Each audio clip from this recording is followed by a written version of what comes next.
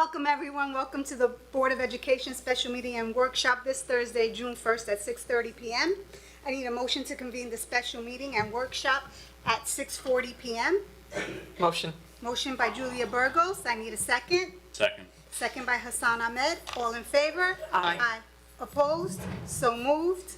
I'd like to take this opportunity to thank Director Anna Torres of Shepherd's Gate for your many years of partnership with the Brentwood School District. I believe it's 20 years and counting. All right, it's over 20. And Come on.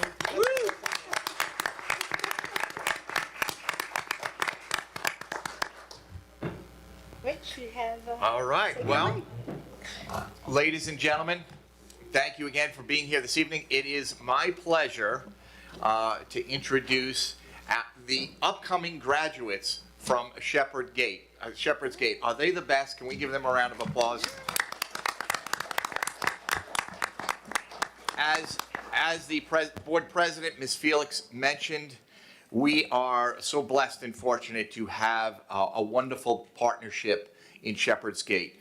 As I look out, I am sure probably at this point, thousands and thousands of our students have had the opportunity to go through UPK at Shepherd's Gate. And Ms. Torres has just been an exceptional leader during this entire time. Can we give her a round of applause? She graduated many times. Now, she is very fortunate, I'm sure she'll agree with me, that she is also surrounded, like we are here in the Brentwood School District, she's also surrounded by just wonderful, kind, and generous and passionate people about UPK. And I'd like to just quickly introduce them. I see making a tape, as always. He's always taking pictures. Joe, thank you for being here. Nancy is the principal, and she also has done just an exceptional job for so many years, and I know the right-hand person to Anna Torres, so thank you for being here, Nancy. And Robin is the jack of all trades. Any performance that Shepherd Gate put on, it's put on by Robin, and no one loves kids, particularly UPK kids, more than Robin. I can't imagine Shepherd's Gate without just an exceptional woman in Robin.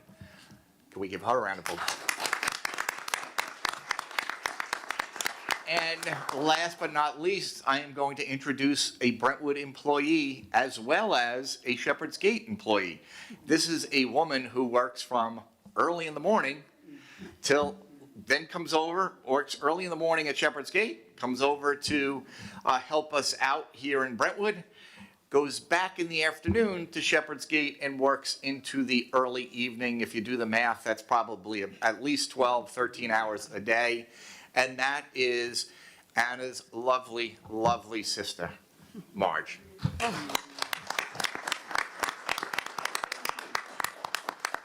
So I'm going to turn it back to you because we have to do something very special. Yes, we have the pleasure of having Shepherd's Gate UPK graduating class do the pledge for us this evening.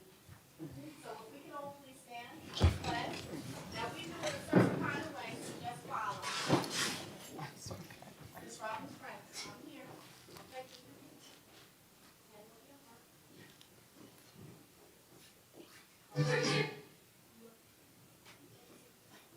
He's getting ready.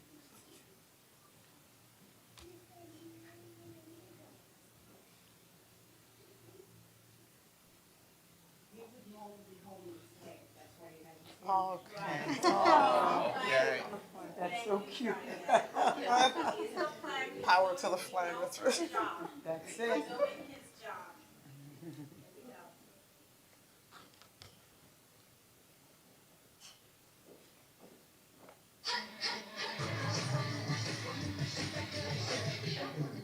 That's not it.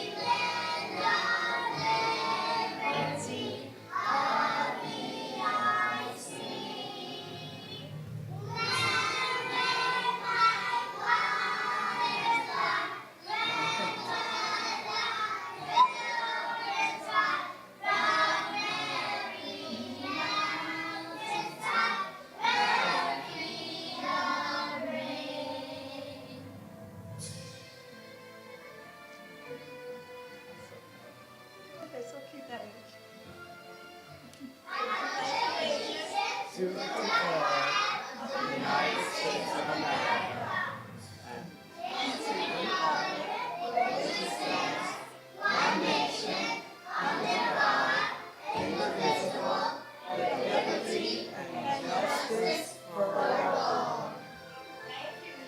Play ball.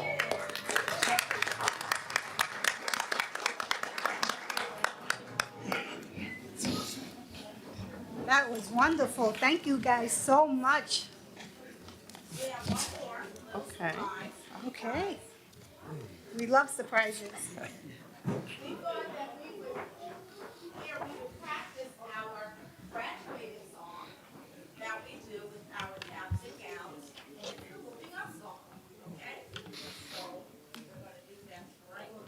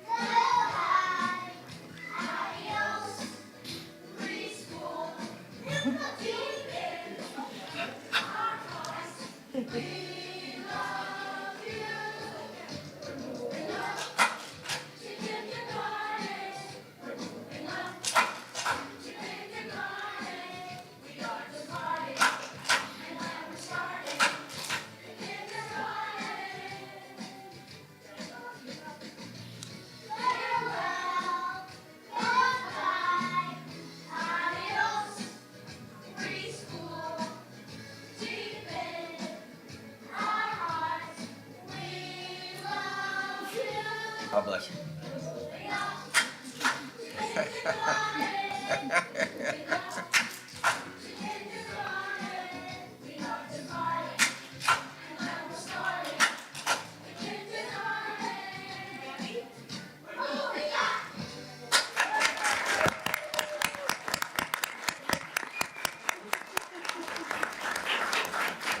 Can we get a picture with him? I'll make sure this gets on the,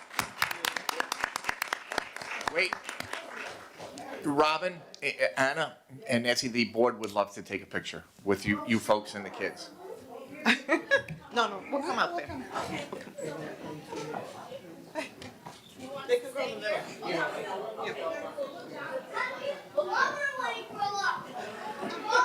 Yes, sir.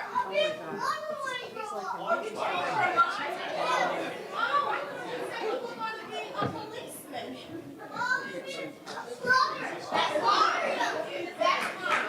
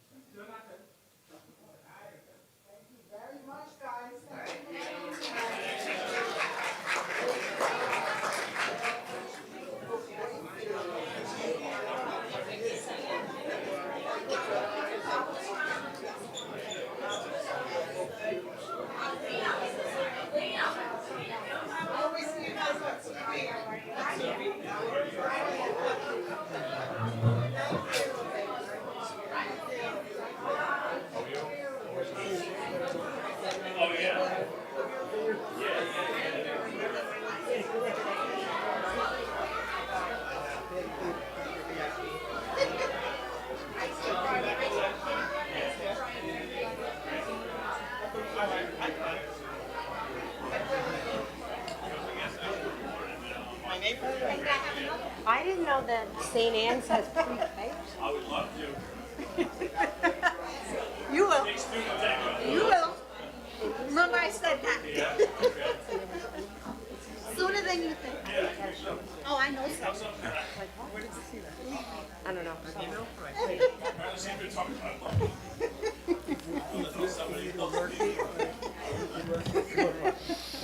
That would be up to you, Hassan.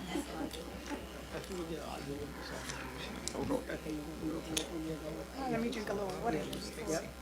Yeah, right? That was beautiful.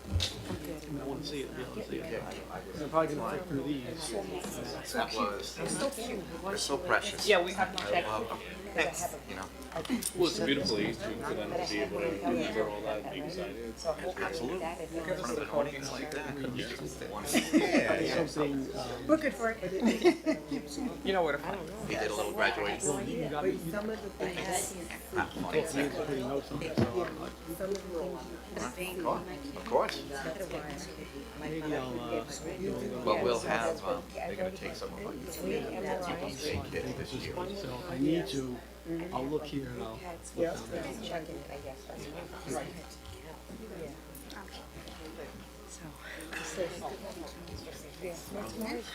I am.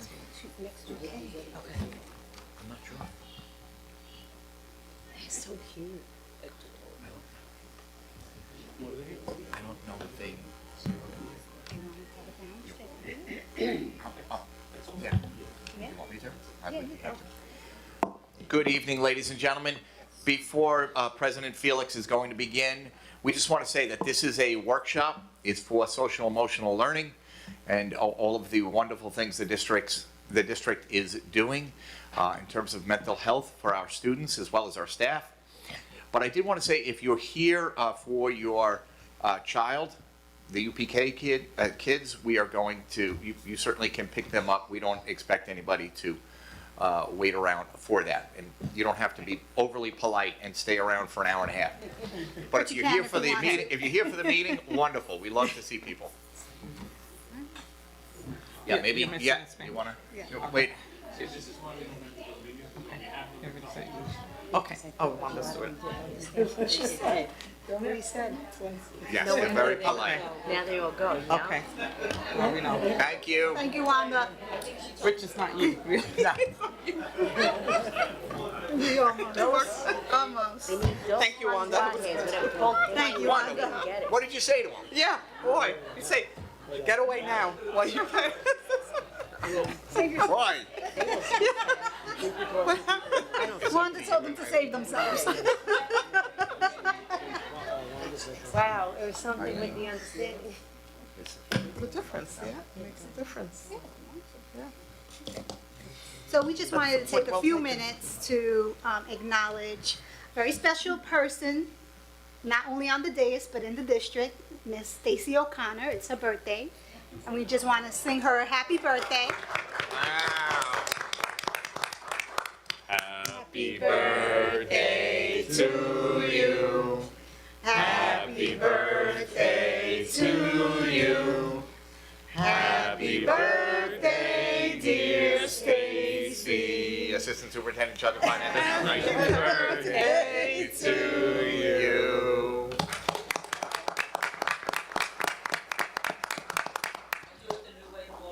The COVID way. COVID way. And many more. Perfect. Ah. Stace, I just want to thank you for everything that you do in this district for our students, honestly. Thank you. It's a lot, and I appreciate it, and I'm sure everybody else does. Yeah. Thank you, I really appreciate it. We do. It's a surprise, very nice, thank you.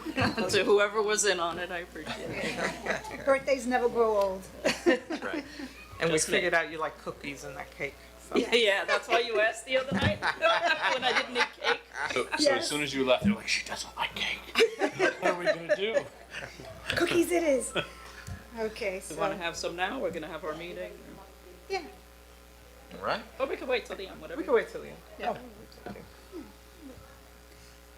Okay, so be it resolved that the Board of Education hereby suspends the order of business for this meeting and this meeting only, according to policy 2350. I need a motion. Motion. Motion by Julie Burgos. I need a second. Second. Second by Maria Malave. All in favor? Aye. Noes, abstentions, so moved. Okay. Yeah, so. Okay. Be it resolved that the Board of Education hereby, Yeah, because we left, yeah, we left out the resolution for the, For the consent agenda. For the consent We're going to agenda. do a consent agenda. so we're going to approve B2B through B2G. I need a motion. Motion. Motion by Cindy Safari, I need a second. Second. Second by Hassan Ahmed, all in favor? Aye. Aye. Noes, abstentions, so moved. D1A, appointments, resignations, and leaves, certificated personnel. Be it resolved that upon the recommendation of the Superintendent of Schools, the Board of Education hereby approves the certificated personnel action report contained in the board packet for the June 1st, 2023 Board of Education special meeting. I need a motion. Motion. Motion by Cindy Safari, I need a second. Second. Second by Hassan Ahmed, all in favor? Aye. Noes, abstentions, so moved. Could I stop you, Ms. Felix? Sure. We are very pleased this evening. We have one of the candidates on the agenda, D1, and I am very proud to say she's here this evening, and she's a Brentwood graduate, and she just got hired. So can we give Chanel a round of applause? Stand up, Chanel. Graduate of 2018. Well, we are thrilled to have you. Exciting. Welcome. Thank you for coming back. They're coming back. There's a lot coming back. Yes, indeed. D1B, be it resolved that upon the recommendation of the Superintendent of Schools, the Board of Education hereby approves the non-certificated personnel action report contained in the board packet for the June 1st, 2023 Board of Education special meeting. I need a motion. Motion. Motion by Cindy Safari, I need a second. Second. Second by Maria Malave, all in favor? Aye. Noes, abstentions, so moved. D1C, memorandum of agreement between Brentwood Union Free School District and the Brentwood Clerical Association, BCA. Be it resolved that upon the recommendation of the Superintendent of Schools, the Board of Education hereby approves a certain memorandum of agreement dated June 1st, 2023, between the Brentwood Union Free School District and the Brentwood Clerical Association, BCA, and it has authorized the President of the Board of Education and the Superintendent of Schools to execute the memorandum of agreement on behalf of the district. I need a motion. Motion. Motion by Hassan Ahmed. I need a second. Second. Second by Cindy Safari. All in favor? Aye. Noes, abstentions, so moved. D1D, memorandum of agreement between Brentwood Union Free School District and the Brentwood Teachers Association, BTA.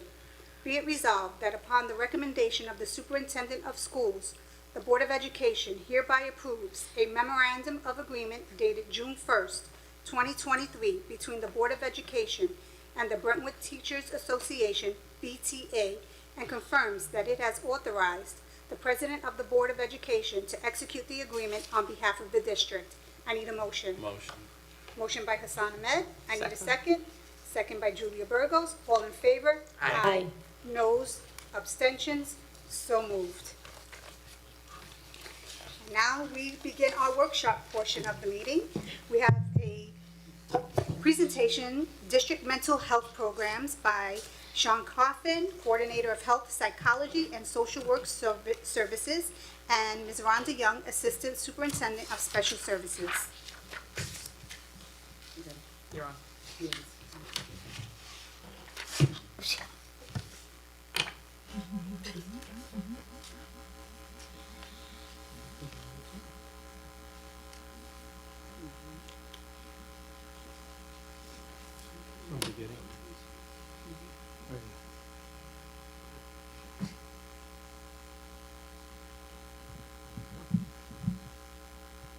Good evening, everyone.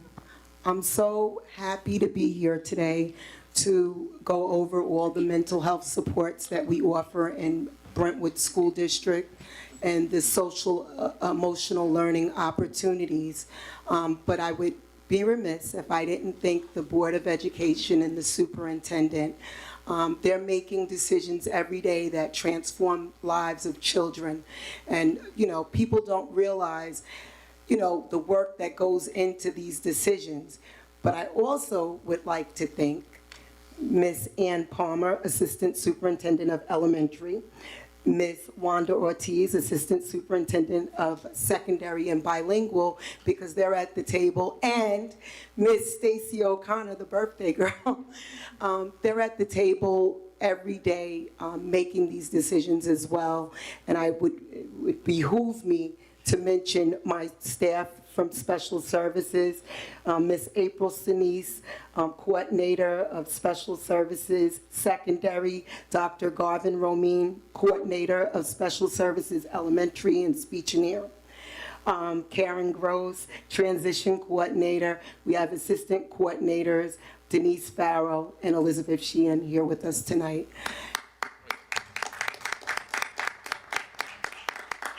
And without further ado, I'm going to introduce to you all Sean Coffin.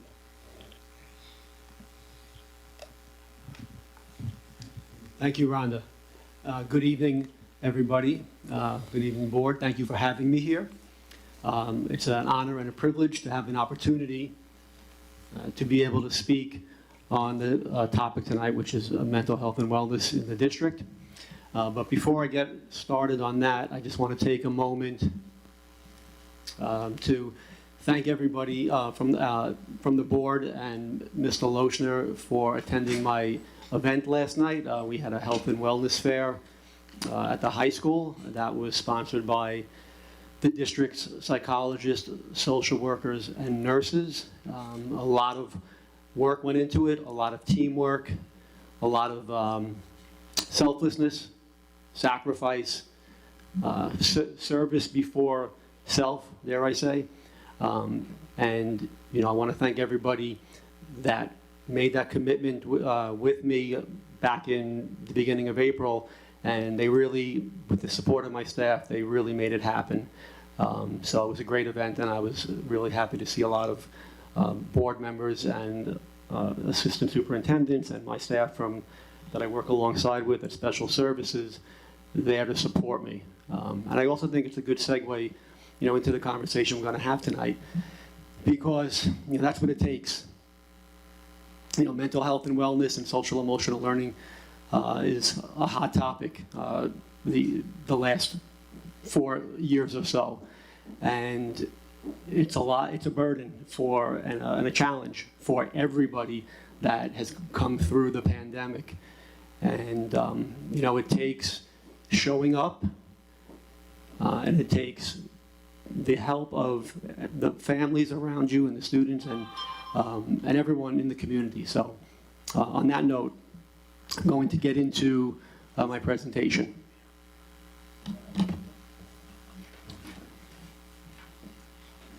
So I've already kind of alluded to the recent history, which is, you know, the last 4 years or so.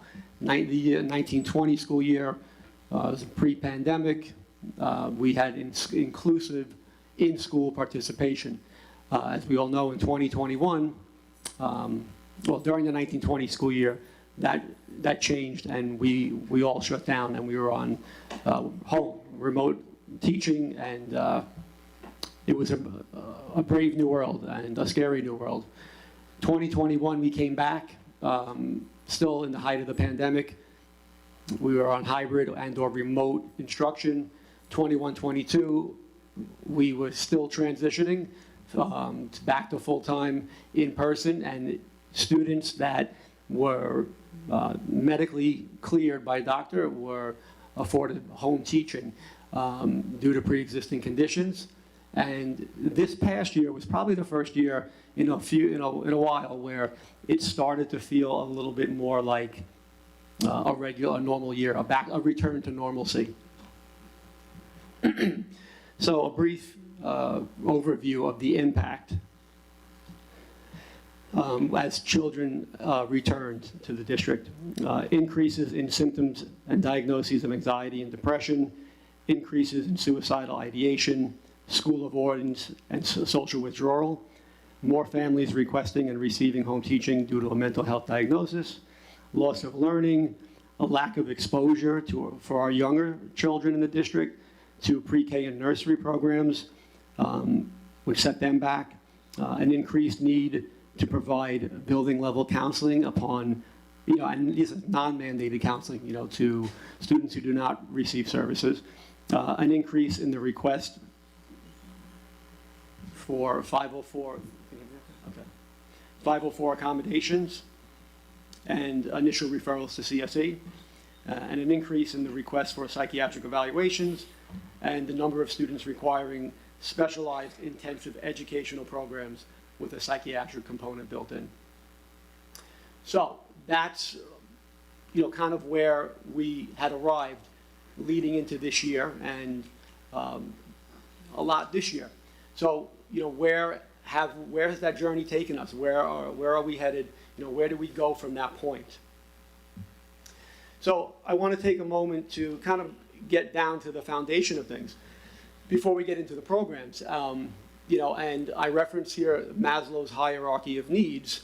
And when we look at this represents basic human needs that all human individuals have, ranging from physiological needs, safety and security, love and belonging, self-esteem, and then at the top of that, self-actualization.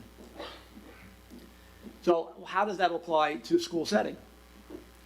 So if we're looking at the pyramids that are up there right now, physiological needs are basic, food, water, shelter, safety needs are security, belongingness and love, intimate friendships, empathy, compassion. And then the higher up we go, that prestige and feeling of accomplishment, self-efficacy, and ultimately self-actualization. Okay, now these are all things that our children during, their quote-unquote normal under normal circumstances will be receiving or having an opportunity for that, first and foremost at home, and then here in our school buildings. So the pandemic definitely, I think it perhaps is an obvious statement, but it still needs to be stated. With the onset of the pandemic, all of that got disrupted in ways in households that we probably still don't know all the details and particular experiences that our families and some of our children experienced, and probably are still carrying some of that trauma. I think we all are to some extent. So, with the return to normalcy, return to full in-person instruction, and the announcement that COVID-19 is no longer considered an epidemic by the CDC, we're back to that families are partners with us in education. So what our schools should have, and I would say our schools do have this, but this is kind of an outline of the pillars of support that we would expect to have, and we do have in our school. And I'm not going to go down the checklist with you, but briefly, sustainable access to support, family and community engagement, exposure to expanded learning opportunities, physical health and wellness, and well-being and development. Sean, do you want to just highlight, if you go back to that, just a few of those which are fairly new to the district? We do have all of those, though. Well, we do, and that's the point, And if we don't have one of them, can you tell us which one we don't have? Sure. So we do have all of these things, actually. We offer transportation. Basic needs are met. Kids need to feel a sense of safety and security. We do provide free lunch to all of our students now. And breakfast, yep. We have security here. We also have a partnership with the police department, with the COPE officers. Family development, we provide with training opportunities for our parents all the time. The PTAs and SEPTAs always bring the parents out to offer support. Family Community Center, we just opened it here in the building. Highly qualified teachers throughout the district. We have our evening high school. We do have a partnership also with the GED program, adult education, after-school programming throughout the entire district. Early childhood support, we obviously brought back the early intervention program and the UPK. We have an integrated UPK class at East K this year. Our nurses office offers vision and hearing screenings as well as physicals. We hired this year occupational therapists and physical therapists. Skilled nursing is offered to students based on either their 504 plan or if they have an IEP need on their IEP for skilled nursing. We have our attendance teachers. Success monitoring is throughout. That's when we progress monitoring on students' academic performance and social emotional health. We have mental health supports with our behavioral specialists. We have psychologists, we have school counselors, and we have social workers throughout the district. Also, our principals and our support staff and teachers help in that area. We do have kids that may have significant mental health needs that we send to our out-of-district programs that require additional structures and support. We offer behavioral supports through, we have a BCBA certified behavior specialist, and I think the past 2 years we've been utilizing ABA trained, behavior trained TAs through the ABC Rainbow Corporation. We practice mindfulness activities throughout the district, and also with restorative justice circles we do. And the high school dropout prevention teacher we recently hired.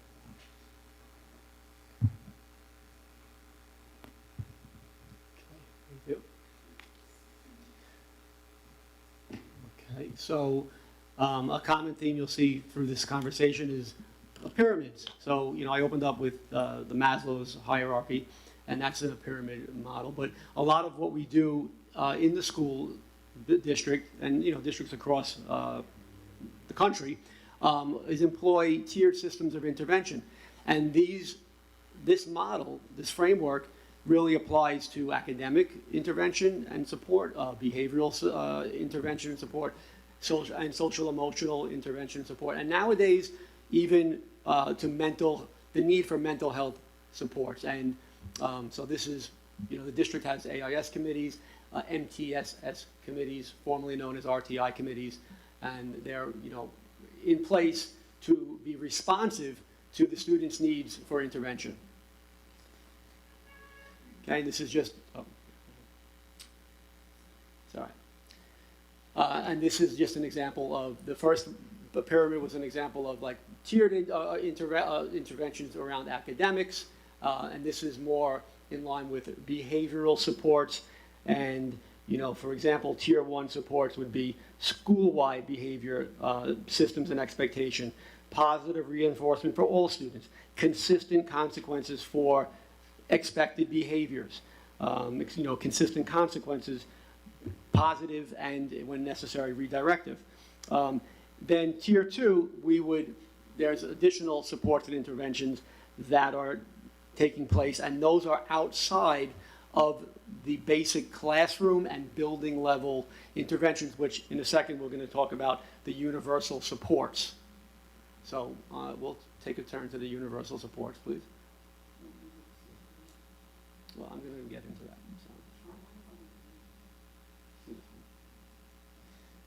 Okay, so I showed the pyramids, but I kind of want to break it down by tier. So in terms of universal supports, and Ms. Young did allude to a number of things that are already in place, but these are some of the basic foundations that we have in place across the district. And when we talk about mental health and wellness, it starts at the front door. So those foundations are proactively in place to support our students. We have school buildings, obviously, across the district, universal pre-K, the reemergence of the IEP program, and then direct student-to-teacher engagement. Also on that universal Tier 1 in support, we have school psychologists, social workers, counselors, and the nurses. We have at least one, but in many cases, multiple counselors, psychologists, and social workers in buildings across the district at this point. That provides our students with reliable, consistent, and predictable opportunities for food, shelter, love, and nurturing, and just to reference back to, how this connects to addressing the individual's needs as it relates to Maslow's hierarchy of needs, and ultimately achieving that sense of well-being or homeostasis. In addition, there are daily ongoing opportunities for learning, academic and social engagement, enrichment, and self-efficacy, which when we talk about self-efficacy, that's when we're getting into those areas of esteem and ego for our students, and higher along that pyramid. We also have social emotional learning embedded in our classrooms in line with CASEL framework for building social emotional competency.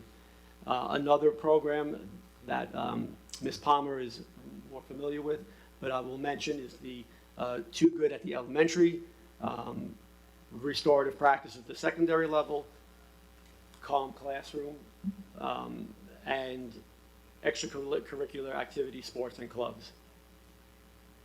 Okay.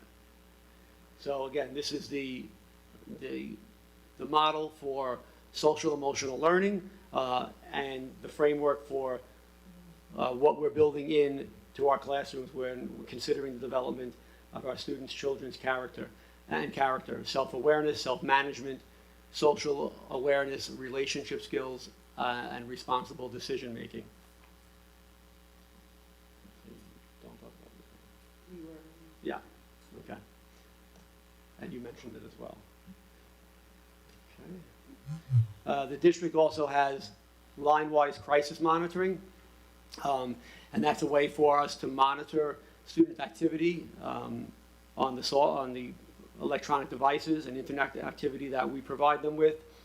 So that sends a signal so that we can proactively be responsive to any students that come to our attention that may be experiencing a crisis. And I just wanted to mention if a student actually does an inappropriate search, maybe they put the word in suicide or kill, we automatically are notified and we act. As soon as that comes through the line, as soon as we get a red flag notification, once we get even a word, then we have to look into it and make sure that that student is in a safe environment. Can you explain what that looks like, the trajectory, like who gets the notification and who gets notified? Well, it goes to Candace Chang first, so the ID department gets it, They and then they notify, then they notify us, and then we respond, Thank you. Okay. We also have been providing career readiness, which is all around self-worth, care coordination, family forum sign-up at the high school, Southwest Elementary, work experience programs, on-site programs at BOCES, 3 career and employment opportunities, Long Island Educational Opportunity Center, the Long Island Career Fair at Hofstra. These are all things that we implemented this year to really, for the first time in a while, I think, really expand our access and provide that opportunity for so many of our students across the district who have, maybe different career paths or alternative tracks post high school. And we're starting, what's really excellent about this direction we're moving in is we are, identifying these students earlier and earlier that would be appropriate and benefit from different work opportunities. And as Ms. Young mentioned, we have the return of the early intervention program. Okay, yeah, this is a good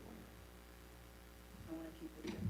So we do have the return of the early intervention program, but what we do in that program in terms of mental health and behavior is we rolled out training to our staff, a training called Handle with Care. And that training really, really addresses, safe ways to handle students. Like if they have an outburst, you may have to restrain them a little bit, but it's a safe hold and different ways to de-escalate behavior. So currently, Kim Clark is a trainer for the Handle with Care program. Okay. We're learning to launch educational programs, so we actually had a behavioral expert, Miss Lisa Navarra. She's a special ed teacher. She worked on special assignment this year, and she brought in a lot of behavioral supports to help students, primarily that suffer from ADHD, with self-regulation techniques. So she has a program that she actually does.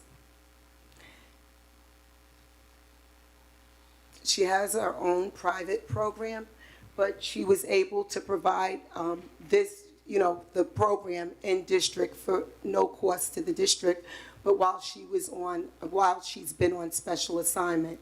And I have to tell you, the character is Henry. The kids love that character. There's like a cutout of Henry, and she uses the stories about Henry to teach social emotional learning to students. She actually gives students tools like a magnifying glass, which symbolizes focus, and the kids use those tools to stay focused, to remain on task.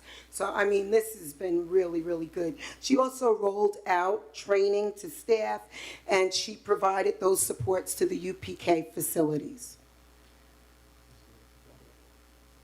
Yeah.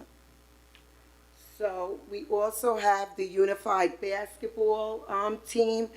Special Services actually continues to collaborate with Coach John Rube and the coordinator of athletics, Francisco Herrera, to support this team, and they've been doing a fabulous job. We have a Hispanic social club. Some schools offer clubs that other schools don't necessarily offer. We try as much as possible. Many of our psychologists and social workers shared some of the initiatives that they're doing in their individual buildings. So this club, they meet each week to engage in different activities that emphasize and strengthen emotional learning.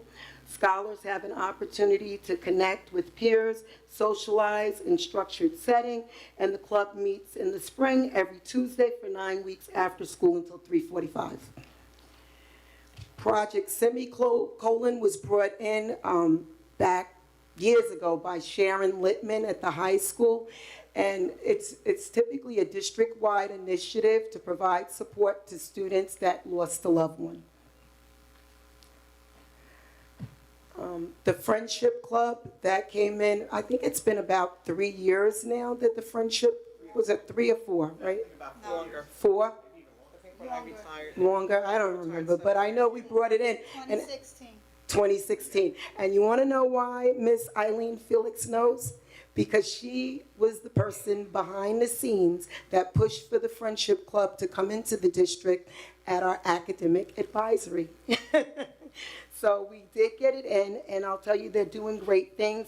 They actually got the letter. You can't really read the letter, but they actually made blankets, and they received a letter from Catholic Health, okay, for patients. Rhonda, I just want to comment that I'm glad I see boys in that picture, because the first picture you showed were all girls. I don't know if that was intentional, but we know that boys are harder to engage. Oh, yeah, yeah. Well, there'll be more pictures. My Brother's Keeper is another program that came in a few years back. Dr. Akil was very involved with rolling this out. The Brentwood Union Free School District's My Brother's Keeper program provides resources and opportunities for young men of color to succeed in key areas such as reading, proficiency, high school graduation, and post-secondary success. Girls Inc. is another program that we have, primarily in the freshman center in the high school. And we come together. This teaches girls self-esteem, leadership, and it also encourages social emotional development and health and wellness. The PS I Love You Day, we brought in, I think it's been a couple of years, kids and staff wear purple on that day. You could see, the hobbies, the lobbies and the classrooms are full of purple. You have decorations throughout the building. And PS I Love You promotes mental health and awareness about anxiety, suicide, and depression.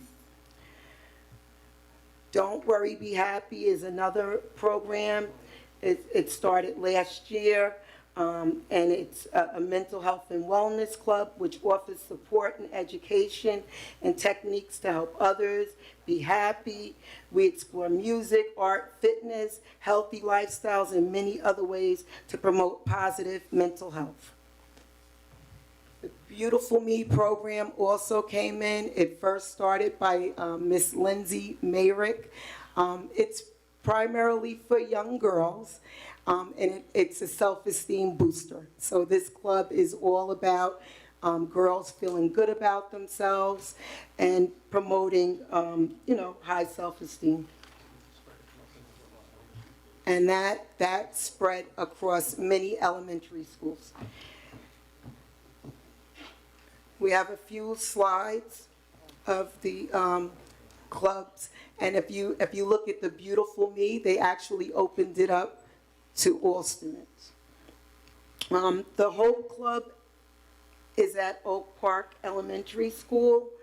Miss Almanacee, a guidance counselor, Miss Nesmith, started the Hope Club, and the kids at the that follow the Hope framework. The program builds and teaches students to have hope in themselves and their future. We have the 5th grade retreat that happens in several of our elementary schools. However, these are pictures of the 5th grade retreat at North Elementary School that Miss Lindsay Mayrick provided. The Wellness Wednesdays are at Brentwood High School. Wellness Wednesdays are implemented in a calm classroom activity to improve mental and physical health. So students actually practice mindfulness activities like breathing and different things to focus. We also have our students participate in several field trips. At West Middle School, the bilingual and sight students attended a field trip with our partners, Strong Youth, and the students visited the farm at the Sisters of St. Joseph's. Students participated in mindfulness activities with an emphasis on nature. So we have an art program over at the high school, and the students actually create inspirational artwork.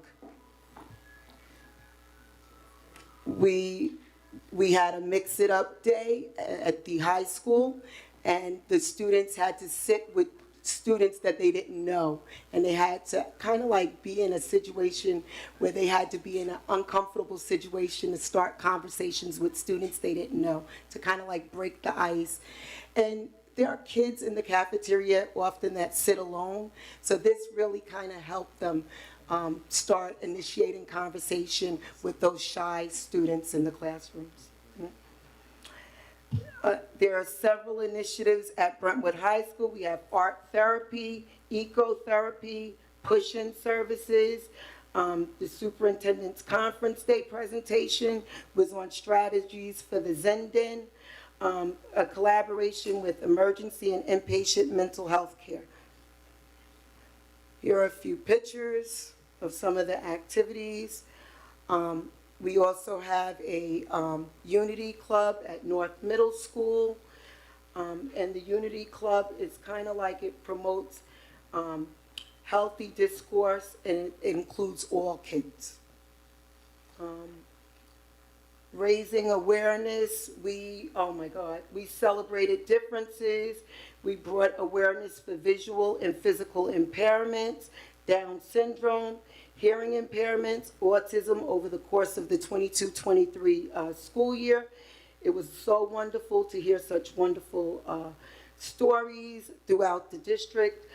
We observed the National Dyslexia Awareness Month in October. Brentwood Goes Gold for childhood cancer.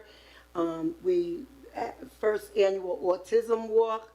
We partnered with SEPTA to provide parent workshops such as the Vision Bottle Workshop, Family Game Night, Record Organizer Workshops, Valentine's Care Packages, and highlighting African Americans with disabilities. And for 9 consecutive years, we did the tree lighting, which also promoted positive feelings, camaraderie, and it was really good for social emotional health. We improved inclusive activities and services for our students.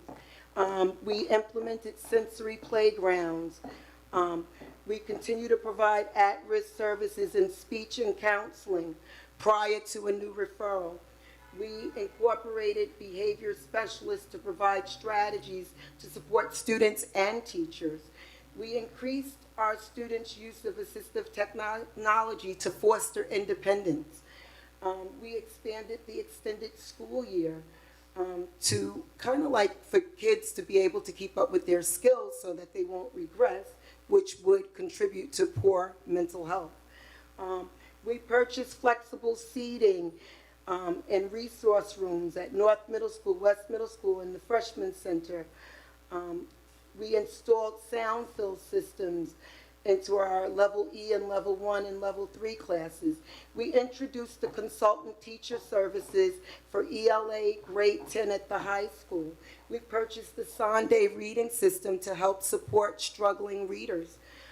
We collaborated with the Assistant Superintendent of Secondary Education and the Coordinator of Fine Arts and Music to offer a music elective to our ungraded students, and art as well. We incorporated numerous social, emotional, and mental health activities district-wide. We increased our PPS staff and administrative team to improve district operations, and I'd like to thank the Board of Education and the superintendent for that as well.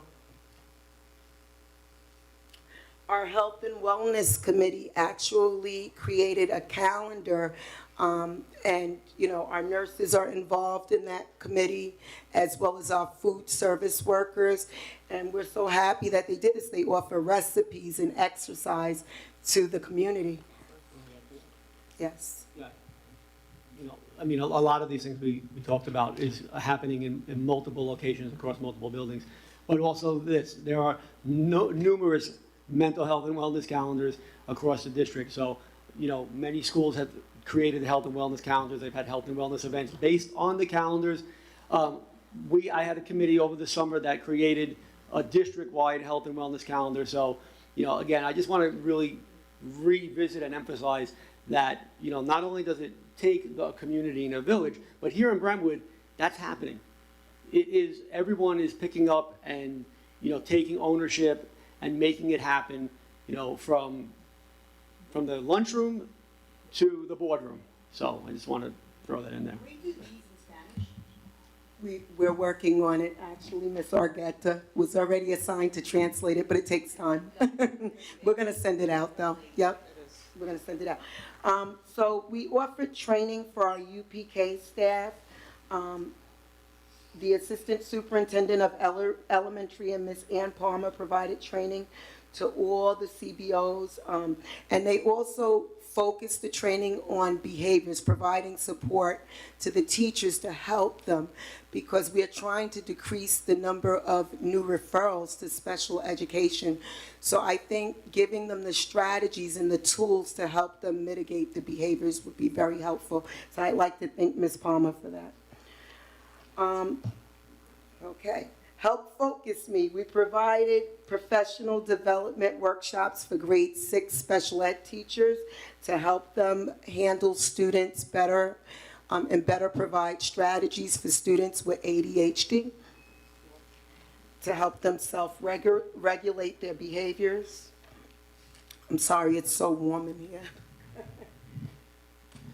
So some other things that the district is doing to support social, emotional health, relationship building in classrooms and hallways across the district. We've launched CPI training, which is crisis prevention and intervention.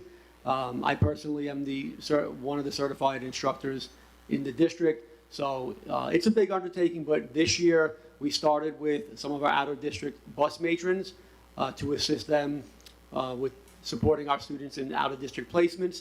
And, you know, I want to make, I guess, not a pitch, but clarify what CPI is. A lot of people look at CPI, these type of techniques, as restraint, as last resort, kind of if a student needs to be, you know, held for safety.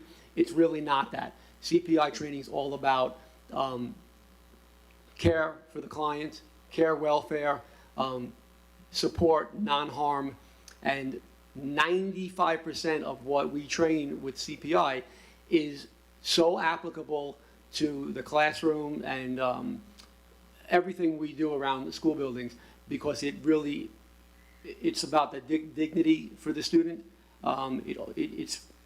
That's what it's rooted in.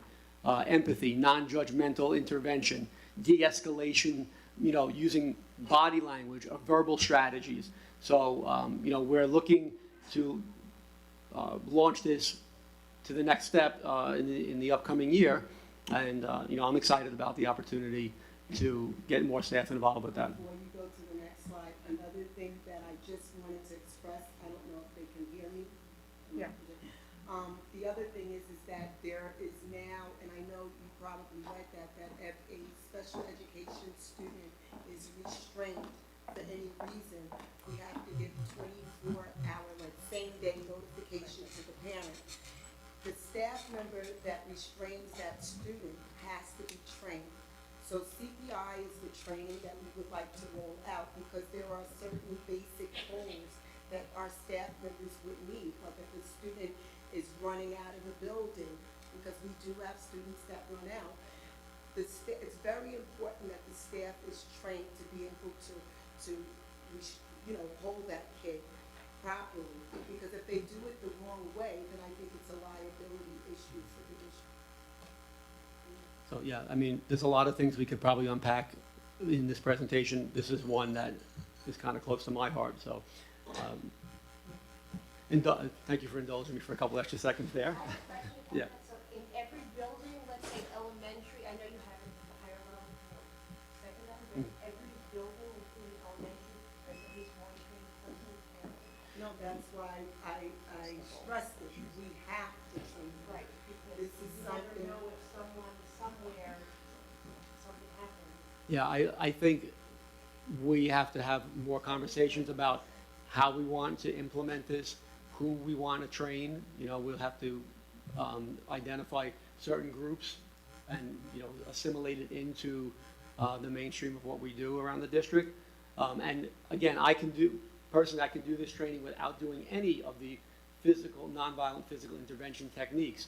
This is a very useful training to support relationship building, social emotional well-being, and mental health and wellness. But you have to do the training on the restraint, you have to. So you don't because think every special ed teacher should know how to do this? I think they had a son should. who ran out of the school onto I Broadway. mean, Absolutely. I'm thinking of personal experience Yes. myself, and I remember years ago, if it was a child and they wanted to run out and they just didn't want to be there, you know, luckily we had like security guards there, but then again, are we doing the right way? Because, you know, this is a good thing. Well, and that's a conversation that also crosses over into proper placement, because we also have to consider the individual, the child, or the student perhaps that may need this type of intervention. Is it really safe for us to be providing that intervention in some of the settings and environments that we have for these students? Someone who's bigger than me, I should not be attempting to do a nonviolent physical intervention. I'm going to get hurt, and they're going to get hurt potentially. So that's a lot of what this training is about. It's about handle with care, kind of like what we talked about with the EIP. training. It's very similar to that. So we're not really promoting or encouraging that we're putting people into restraints. Yeah. It's about redirecting, keeping them safe, and when we have identified that perhaps an individual is not safe in a certain setting or environment, then we need to consider the environment. So that's all. But that's for a bigger conversation. Yeah. It's another conversation, It is because I do think that we have to look at, and I think it's an uncomfortable situation, but I'm in this conversation with Mr. Coyne, and we're in a very agreeable place right now. We have to, the board, and Kathy Hoey sent it out earlier, this year, the board had to create a policy to address same-day notice when a student with a disability is restrained, even if it's just for an intervention and the kid is running out the building. So they do need to be trained, especially in our ungraded classrooms, because we do get a lot of that. In those classrooms, certain classrooms, we will have kids that you have to restrain. You know, Ms. Malata. Even in the least restricted classes, they can do it. Right, right. So it So does have everybody to should happen. really be trained. They should be, because if they're not trained, they're doing it anyway. They're intervening anyway, because you're not gonna let a kid run out the building. But if you're not trained and something goes wrong, then it's a liability issue. And I can just say thank you so much for training the bus monitors or our driver's assistants. You came on weekends during the break.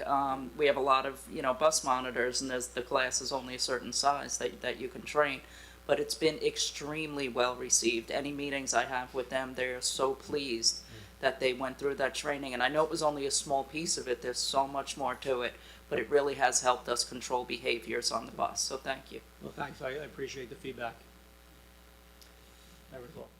Okay, so we've also begun the conversation and the rollout of Erin's Law, which was a law signed into legislation by former Governor Mario Cuomo.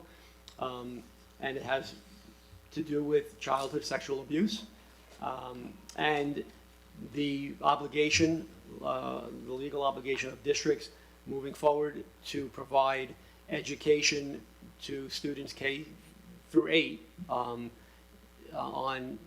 the, how to protect yourself, in age-appropriate ways.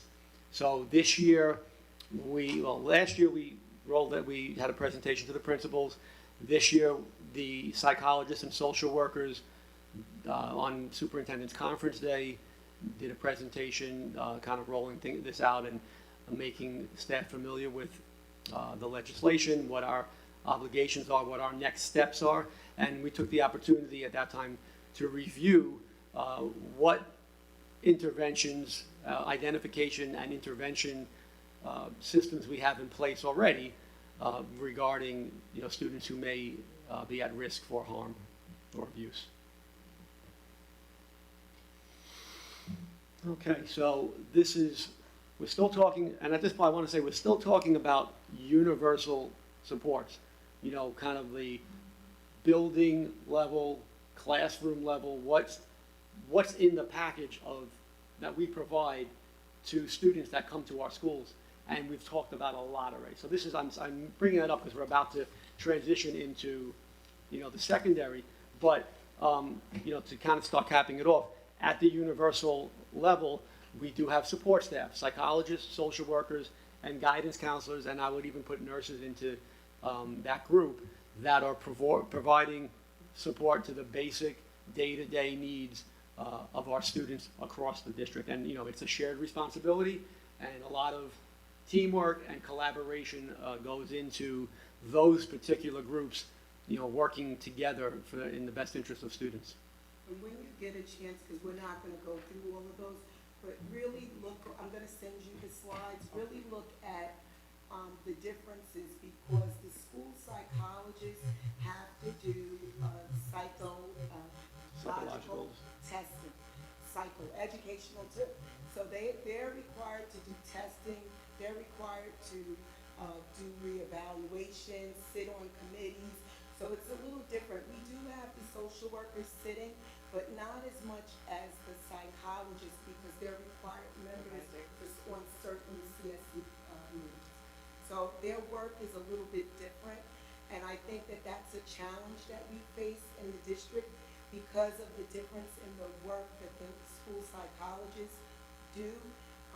They're often spread very thin. And if I may, Ms. Young, to put a cap on that point, the psychologists and the social workers, are participating fully in all this universal support that we've discussed. And, to Ms. Young's point, they are completing approximately 350 new referral evaluations per year. We have over 700, close to 800 reevaluations that need to be completed per year. And then we get, some additional requests for evaluation. So we're well over 1,000 evaluations a year that need to be completed in a timely manner, new referrals in particular within a 60-day timeline. So while we have gotten tremendous support from the district over these last few years in terms of reestablishing, adequate staffing, there still are challenges to meeting all those needs that pass through their offices on a day-to-day basis. So, but on that note, currently the district has 46 counselors, 27 psychologists, and 21 social workers on staff. The ratio of counselors is 387 to 1 compared to the recommended ratio of 250 to 1. The student to psychologist ratio is approximately 660 to 1, recommended 500 to 1, and social workers estimated around 849 to 1, and the recommended ratio is 250 to 1. And actually the ratio for social worker to special education student is even smaller than that. So, but again, we've made really great strides over the last few years, and I think it's in part, like, we see numbers going up. We see suicide intervention going up. We're identifying more and more kids, or have over the last few years, that have, particular needs or in crisis. And it's creating more work, but we have the capacity to identify now. With that additional staff, we are uncovering, and we're there to provide that support. So we're in that, it's a transition, I would say, of sorts, where we're reestablishing kind of a paradigm through which we can effectively and strategically identify students most at risk and most at need. So the support has been tremendous, but I will still, continue to advocate for, through Ms. Young, for additional support as we move forward. Okay. And right, we have an exceptional school mental health team, and I don't supervise the guidance counselors, but I would absolutely include them as part of this mental health team that I work alongside with Mr. Abenis. So yeah, we're very fortunate in the district to have very highly qualified mental health counselors. Okay, secondary supports. So this is now we're through tier 1, and we covered a lot. So this now we're getting into where we're starting to identify those students in our community, school community, that we're not meeting their needs necessarily through the universal supports. And generally speaking, we should be able to, if we're doing things right and we have the right staffing and we're engaging in best practice, we should be able to hit around 80% of our student body at the universal level. And then like that next 20% is where we have to provide support at the secondary, which we're going to talk about now, and then the universal level. So I started off with putting this slide back in, the tiered AIS and MTSS, just to make the point that this, and emphasize the point that it's a continuum. At tier 1, we're following the paradigm and the continuum of the pyramid and the tiered interventions, but we're on the universal level. And all the stakeholders are involved on universal. The teacher, the parent, the student, the social worker, the principal, everybody. But at universal level, we would say that the teacher is that primary interventionist and support person, because universal supports are working. They are responding to academic curriculum and the behavioral supports in the classroom, and they're the point person. Now as we get into the secondary level, same team, same stakeholders, but it shifts to where now that support staff starts to become more of the primary point person. So at the secondary level, you know, I would say generally that shifts to like the guidance counselor, maybe the dean, assistant principals, psychs, social workers, but I'm going to pause with assigning that really to the psychologists because they're really more the tier 3 when we're getting into evaluation stage. So we're at tier 2.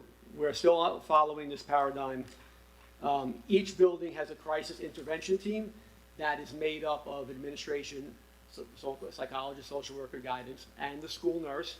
And, you know, they respond as referred to students identified as, you know, being at an emerging crises or emerging behavioral outcomes. And this is generally the flow chart that has been in place. Student at risk, identifying staff member, they refer to the crisis team. Crisis team works with the student, which informs the intervention and supports.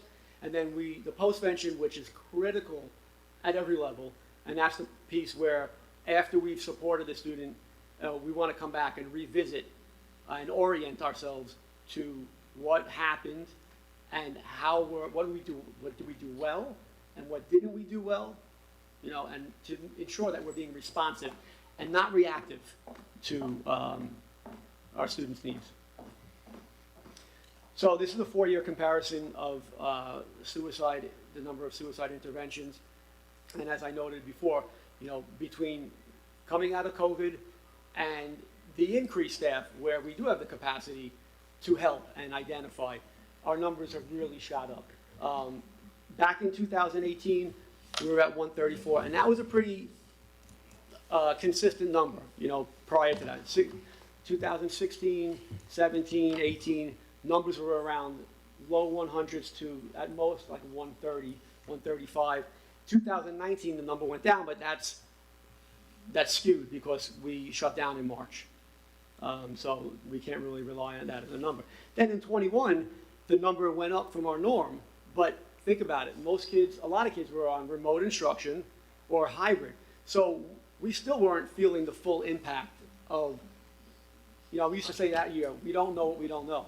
Because we felt that we were going, you know, to have a lot of needs to support when we got back in full-time instruction, which was 21, 22, and yes, we had 252 interventions last year, ranging from low to medium to high risk.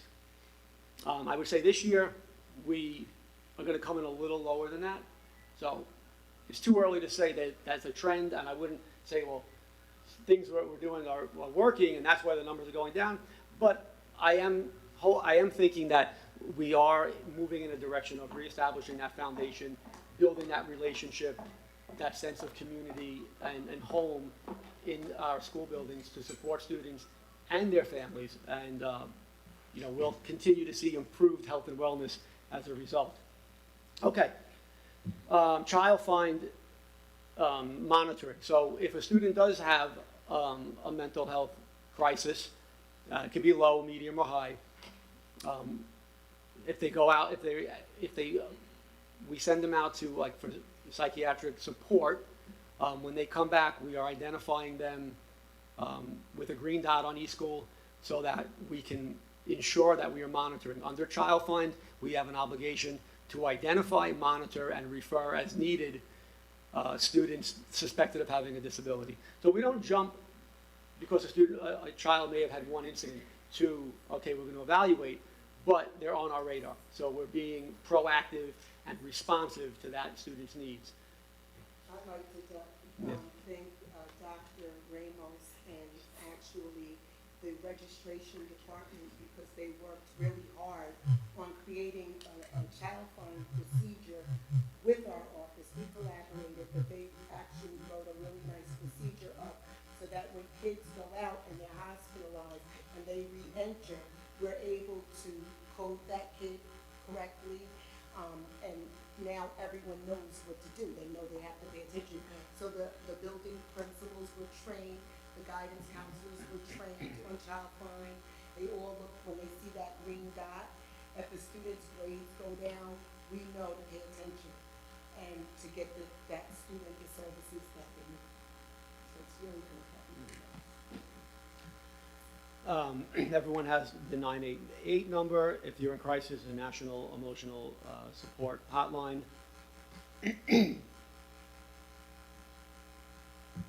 Dash, I just put that one slide up here as just a representative of one of the numerous support agencies, hospitals that we use around the community. CPEP is also someone we frequently send our students, Stony Brook. And as we'll talk about at the end, we have been working fastidiously these last year and a half to increase and develop our partnerships with more agencies and mental health supports around the community so that we can ensure for that same day, next day treatment. Okay. So as we were talking a little bit about before, we've increased the number of psychologists and social workers just even in the last few years, from 24 psychologists to 28 this year, and 15 to 21 social workers from 21, 22. And really, I mean, there's a much bigger story behind these numbers. In 2016, when I entered the district, there was 9 social workers and 18 psychologists for 20,000 kids. So the district really has come a long way. The commitment from the board and the community is, it strikes a chord in my heart, to get that kind of support so that we are able to, help as many students as we can in the district. So again, I will continue to advocate for that support and, and more. Right, I just want to say, before you came on, I was one of 5 in the district. So I lived through those years, and it was not good.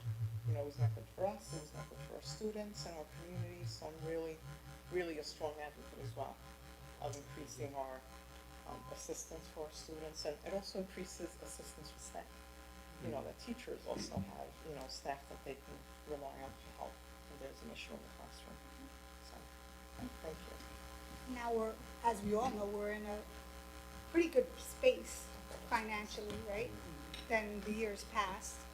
So, and you did an excellent presentation during your budget workshop on the benefits of having additional support. So it's not lost on this board, the ramifications of not having these services in place and individuals in place district-wide. This board has been extremely supportive to all of our initiatives in the special department. I think all the initiatives, the kids have been very, very strong advocates, and I'm very much appreciative of this. Like the one we said at the dinner the other night, it's about the students. Absolutely. Okay, so, we're seeing more and more these last couple of years, school refusal. I think what happened during the pandemic, if anyone who went to school, we all went to school growing up, and, we all kind of went through tough times at one point or another, probably. Maybe it was a day, maybe it was a month, maybe it was a year, but where there was anxiety or nervousness about going to school, but we always had to go, for the most part.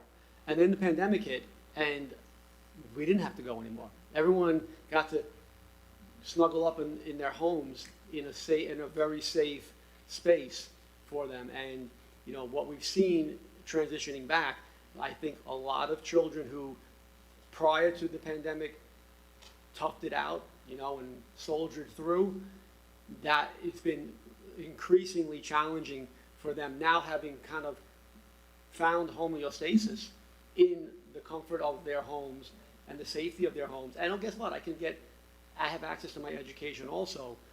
It really has created some significant challenges to us getting our children, and it's a small number. I mean, I don't have the percentage breakdown right now. It's probably, over the course of a year, somewhere around 50 to 60 students that we're working with. And I also want to say that we're seeing successes. I do the CSEs for counseling-only students, and, I've been remarking to my staff this last few weeks that it's so encouraging and gratifying to see that there are kids that we're declassifying that 2 years ago, 3 years ago, there was such significant concern.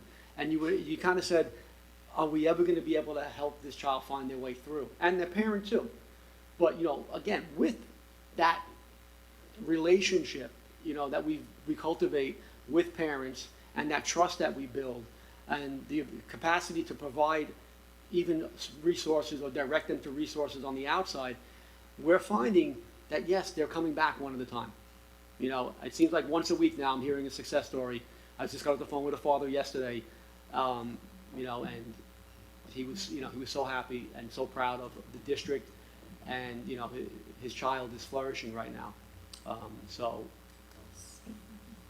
We have this happening, but I want the board to know and the community to know that, we are making strides and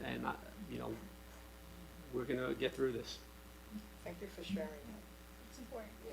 Yeah, because I know for a lot of us board members, I'll say the majority of the board members, I think during the pandemic, one of the things, and I'm sure for the administrators, teachers, support staff, one of the things that concerned us and kept us up at night is that the district is a safe haven for many students, right? So we know we have students here that want to be here to 8, 9 o'clock because they're avoiding going home, right?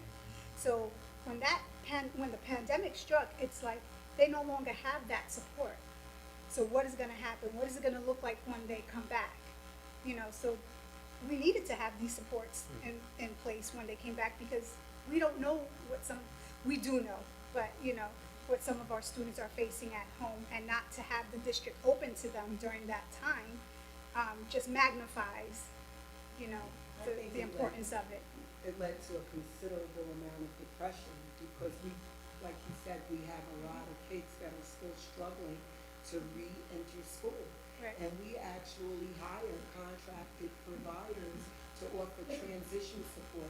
So we have specialists that go to the student's house and they try to encourage the child to come out of the room, to get on the bus, and vice versa when they get to school. Same thing, AM, PM, transition support services. And this is really another step we have to take. Parents need support. Yeah. With children that, their kids that are home, because they just want their children to be happy. They want to see a smile on their face. So it's very difficult for a parent. It's easy if you're, not emotionally involved necessarily, and you're objectively making decisions in the best interest of the child, to say, you got to hold them accountable, you got to set boundaries and limits. But it's easier said than done, because we all know we have children, and when it's our kid, it's a different story. It's harder. So we need to let those parents know that it's okay that they're struggling. We need to know that we're here to support them. And then we need to provide them with some opportunities, kind of like we did yesterday with the Health and Wellness Fair, for outreach and support and, workshops. So, I'm looking to do more of that moving forward as well. I mean, how many programs would you say you guys have implemented district-wide? I mean, because I don't think sometimes the community at large knows how heavily we invest in this area for our students. We have a lot of When we get the programs, and I slides. would say there's over 100. There's over 100, I know that, Right. of extracurricular activities, probably hundreds. And we do have several activities, he gave you a list, Yeah. several activities that many of the psychologists and social workers are involved in, but they're social, emotional learning and mental health is the business of everybody, right? So the There's so PE many teachers around the teachers, district, the gen ed teachers, the special ed teachers, the psychologists, the social workers, the principals, everybody's got a piece of this. And I'm just we're all- hoping every school is doing something. Oh, every school is doing something, people are doing things even outside of school. They're doing the Saturday academies, Ann Palmer, all different things that we're trying to, get these kids back to normalcy. honestly, and make kids feel good about themselves and feel good about learning again, you know? And I have to say, you know, I'm seeing that when I walk around buildings and when I'm at events, I see kids, I'm seeing their faces, which is, you know, a transition from where we were 2 years ago. You know, and they're smiling, and they're happy, and they're relaxed, and they're showing up for events. So, and I know, like, even as I planned my event, I'm looking on the calendar, and it's like, it's saturated. Where am I gonna find a moment or an opportunity to have a meaningful evening, because so many people are doing things. So it absolutely is happening. And here's some pictures of some of the things that's happening. Yeah. So, I'm gonna just move this around. So, in the area of special ed, we do have a level 4, we call it level 4, but it's actually a self-contained class that addresses students with significant behavioral challenges. So, many of the teachers that teach this population have really good strategies, and they provide additional supports and structure for kids, because Lord knows they need it. They need the support and structures if they're struggling with behavior. We have great teachers that do that. Lisa Navarro, again, she brought in her dog, and she visited the UPK facilities and also some of our elementary classrooms to help students. So these are therapy dogs. We also have a therapy dog at the high school, Jake. So that was Rosie, this is Jake, and Jake goes and he actually supports the social groups at the high school, counseling groups. And he also visits the ungraded classrooms and resource room prior to testing. So there's the kids loving up with Jake.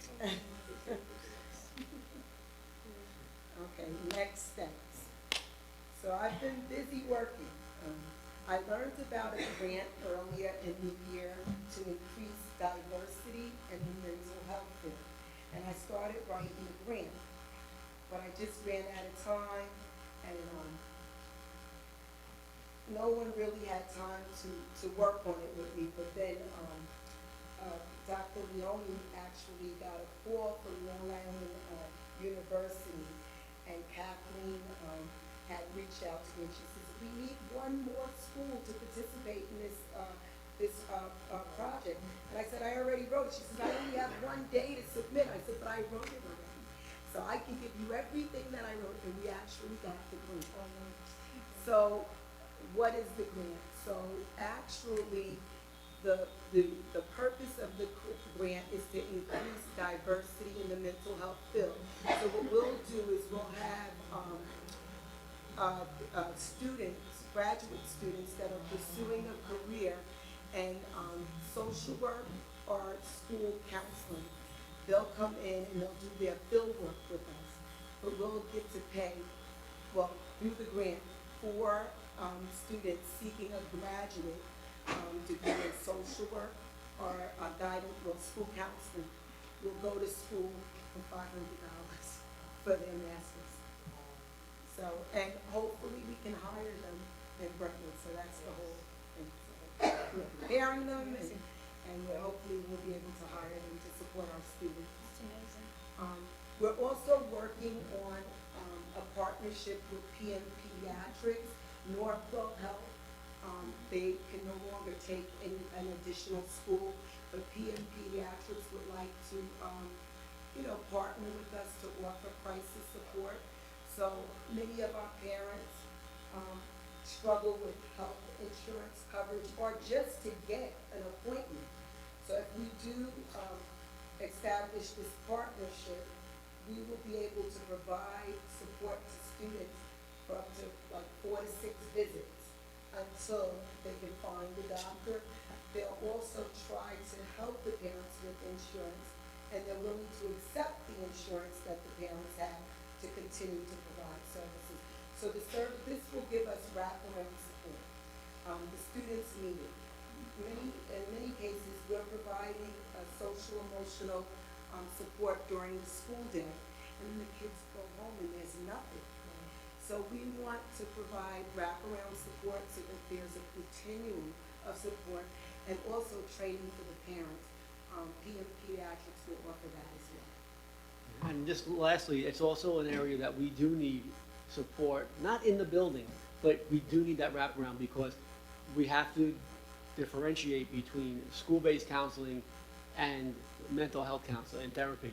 You know, the school districts, that we provide school-based counseling around social skills, conflict resolution, you know, self-esteem, but it's not the forum to provide that type of therapy for individuals who've experienced trauma. So it's so important that we have that working relationship with these outside agencies. So would that PM pediatrics be housed like in the Brentwood community, or would you just? be No. looking for a spot? They are actually going to expand their office in Como. Not only because I know, like, I was gonna ask the question, but it comes up now.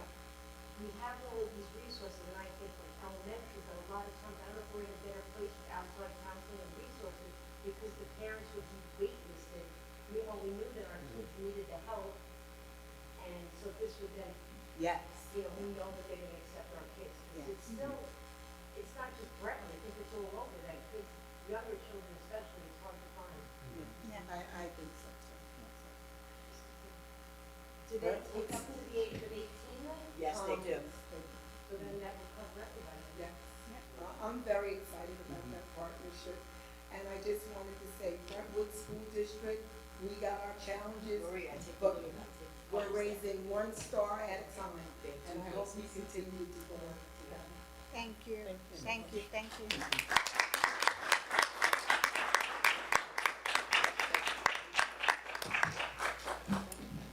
So I just wanted to apologize. I know you saw that I kept getting up during the presentation. Rich is not feeling well, so I just wanted to make sure that he got home okay. Hassan drove him home. So if he's back tomorrow, you call me. I want to know. You should be home resting. So we'll just move along. I'm gonna do Rich's happy happenings, and, or do we have questions? Do we have any questions about the presentation? So it was great. I just want to comment and say, really, thank you so much. It was so thorough, and I think Yes. you left no stone unturned. Thank you. Yes. Thank you. And I hope, and I'm sure those watching at home are pleased to know all of the resources that this district is providing. Well, I appreciate that feedback, and, you know, as April Cinia says all the time, you know, we're a team over special services, and we always have each other's back, whether it's me at the podium, or April, or Garvin, or Liz, or Denise. So that's how we roll over there, and I want to thank my team for the support that they give me. Thank you, guys. Thank you to all of you.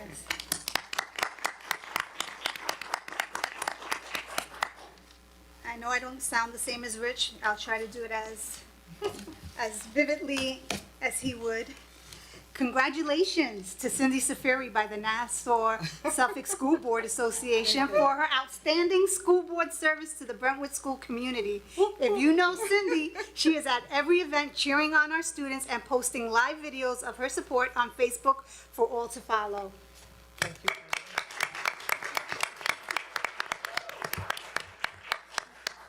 The deadline to sign up for all of the summer enrichment programs has been extended to Friday, June 9th.